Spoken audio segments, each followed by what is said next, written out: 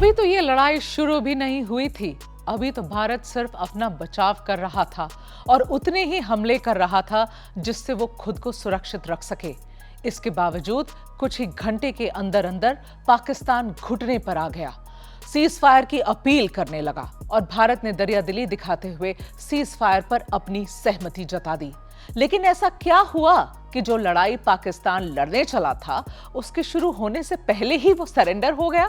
आखिर कुछ ही घंटों में भारत ने ऐसा क्या कर दिया कि पाकिस्तान को अमेरिका के सामने गिड़गिड़ाना पड़ा? आखिर क्या है पाकिस्तान के यूं घुटने टेकने की असली कहानी?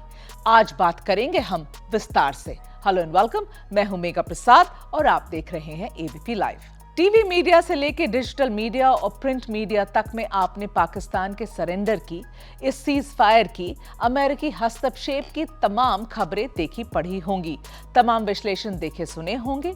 लेकिन अगर एक लाइन में पाकिस्तान की इस हालत को बयां किया जाए तो वो बस इतना सा ही है कि भारत ने अपनी सुरक्षा करते हुए पाकिस्तान पर जो हमले किए उसमें पाकिस्तान के कुल 8 एयरबेस तबाह हो गए और कुछ घंटे बीतते बीतते ही पाकिस्तान को भारत की असली ताकत पता चल गई, जिसके बाद वो वाया अमेरिका घुटनों पर आने के लिए तैयार हो गया।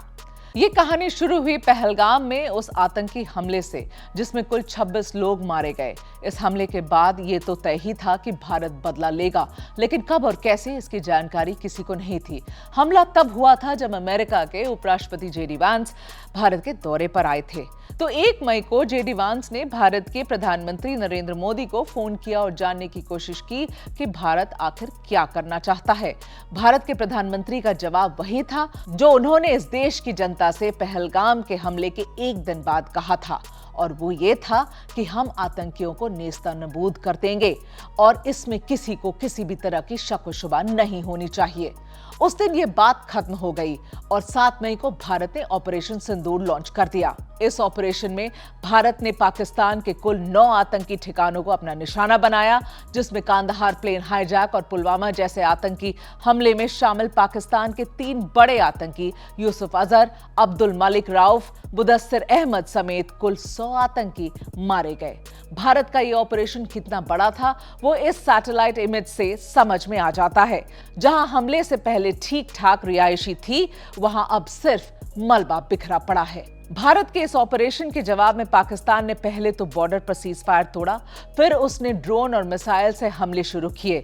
भारत के सभी सीमावर्ती राज्य जम्मू कश्मीर, पंजाब, गुजरात और राजस्थान के अलग अलग हिस्सों में पाकिस्तान ने हमले किए, जिसे भारतीय सेना ने नाकाम कर दिया।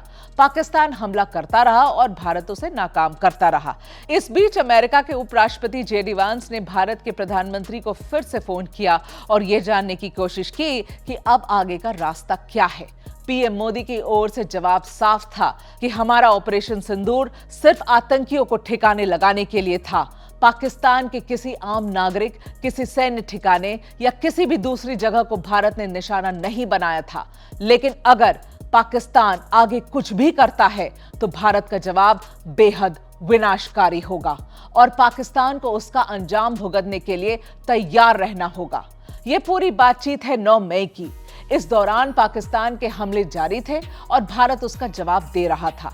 लेकिन जब लगा कि पाकिस्तान बिल्कुल भी नहीं मानेगा तो भारत ने जवाबी कार्रवाई की और इस जवाबी कार्रवाई में न सिर्फ पाकिस्तान के 35 से 40 जवान मारे गए, बल्कि पाकिस्तान के कई एयरबेस, वहां लगे रेडार सिस्टम और एयरक्राफ्ट हैंगर्स तबाह हो गए।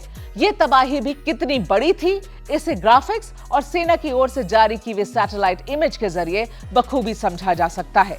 चलिए बारी बारी से पाकिस्तान में तबाह हुए एयरबेस की तस्वीरों को देखते हैं। देखिए पसरूर एयर डिफेंस रेडार कैसे तबाह हुआ। अब देखिए चुनियान एयर डिफेंस रेडार की तबाही। तस्वीरों में देखिए आरिफ वाला एयर डिफेंस रेडार की तबाही। अब देखिए सरगोदा एयरफील्ड की तबाही, जहां पाकिस्तान का सबसे खतरनाक F-16 तैनात रहता है। भारत ने इसके रनवे को तबाह कर दिया। रहीम यार खान पर भी भारत ने ऐसी ही तबाही मचाई। वहां एयर स्ट्रिप पर बड़े बड़े गड्ढे हो गए, जिनकी पाकिस्तान अब मरम्मत करवा रहा है। नूर खान के चकलाला एयरफील्ड का भी हाल इससे कुछ अलग नहीं था। वहां भी तबाही का ही मंजर है। शकर एयरफील्ड के रेडार को भी भारत ने बर्बाद कर दिया है।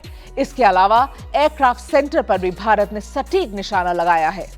भोलारी एयरफील्ड के एयरक्राफ्ट हैंगर को भी निशाना बनाकर भारत ने पूरी तरह से बर्बाद कर दिया है।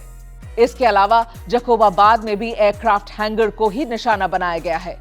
एक एक करके अपने तबाह होते हुए एयरबेस को देख पाकिस्तान दहशत में आ गया।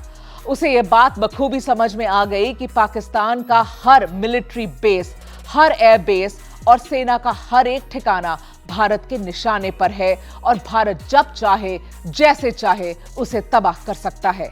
ऐसे में पाकिस्तानी सेना के मुखिया आसिम मुनीर ने घबराते हुए 10 मई की सुबह होते होते अमेरिका के विदेश मंत्री मार्को रूबियो को फोन किया। आसिम मुनीर ने मार्को रूबियो से ये गुहार लगाई कि वो भारत से बात करे और भारतीय हमले को रोके, क्योंकि अब पाकिस्तान के पास लड़ने की क्षमता नहीं है और पाकिस्तान अब और ज्यादा तबाही बर्दाश्त नहीं कर पाएगा। ये कहा उन्होंने मार्को रूबियो से। इस पूरी बातचीत के दौरान पाकिस्तान का सेना प्रमुख ऐसे डरे हुए बुजुर्ग की तरह व्यवहार कर रहा था जिसे अपना अंत साफ साफ दिखने लगा था।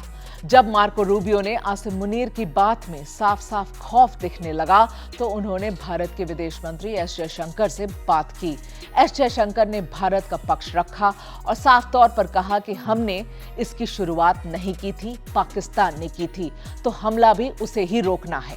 जब मार्को रूबियो ने एस जयशंकर को भरोसा दिलाया कि पाकिस्तान अब फायरिंग नहीं करेगा तो भारत भी बातचीत के लिए तैयार हो गया। लेकिन भारत की शर्त यह थी कि बातचीत राजनीतिक नहीं होगी, यानी कि ना तो भारत का कोई नेता पाकिस्तान के किसी नेता से बात करेगा और ना ही भारत के राष्ट्रीय सुरक्षा सलाहकार पाकिस्तान के सुरक्षा सलाहकार से बात करेंगे। भारत की शर्त यह थी कि जो भी बातचीत होगी डीजीएमओ के स्तर पे ही होगी। तो एंट्री हुई डीजीएमओ की। डीजीएमओ यानी कि director general of military operation, इसकी भी पहल पाकिस्तान की ओर से ही हुई। पाकिस्तान के DGMO major general Kashif Chaudhry ने भारत के DGMO lieutenant general Rajiv Ghai को 10 मई की दोपहर करीब 1 बजे फोन करने की कोशिश की, लेकिन तब बात नहीं हो सकी। इसके करीब 2.5 घंटे बाद शाम में 3:35 पर पाकिस्तान के DGMO major general Kashif Chaudhry और भारत के DGMO lieutenant general Rajiv Ghai के बीच बातचीत हुई। जनरल काशिफ चौधरी ने अपनी तरफ से सीज फायर की पेशकश की तो भारत के DGMO lieutenant general Rajiv Ghai ने भी मिलिट्री एक्शन रोकने की बात कही, लेकिन उन्होंने पाकिस्तान से साफ कहा कि ये सीज फायर नहीं बल्कि सैन्य कार्रवाई रोकने का समझौता भर है।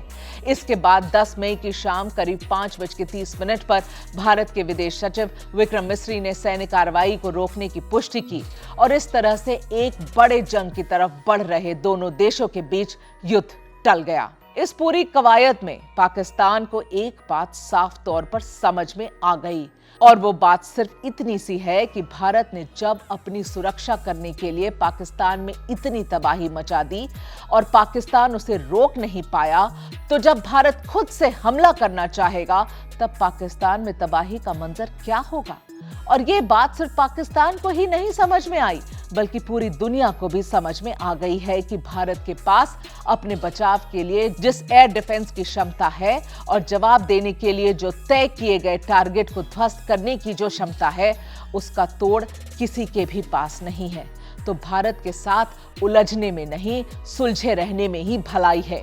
यही वजह है कि भले ही पाकिस्तान के प्रधानमंत्री अपने आवाम के सामने खुद को जीता हुआ दिखा रहे हो, लेकिन हकीकत यही है कि उनके सेना प्रमुख को अमेरिका के सामने गिड़गिड़ाना पड़ा, लेकिन भारत शांति के लिए अपनी शर्तों पर ही तैयार हुआ और वो आगे भी अपने ही शर्तों पर आगे बढ़ेगा। शुक्रिया, आप देख रहे थे एबीपी लाइव। मैं थी आपके साथ मेघा प्रसाद।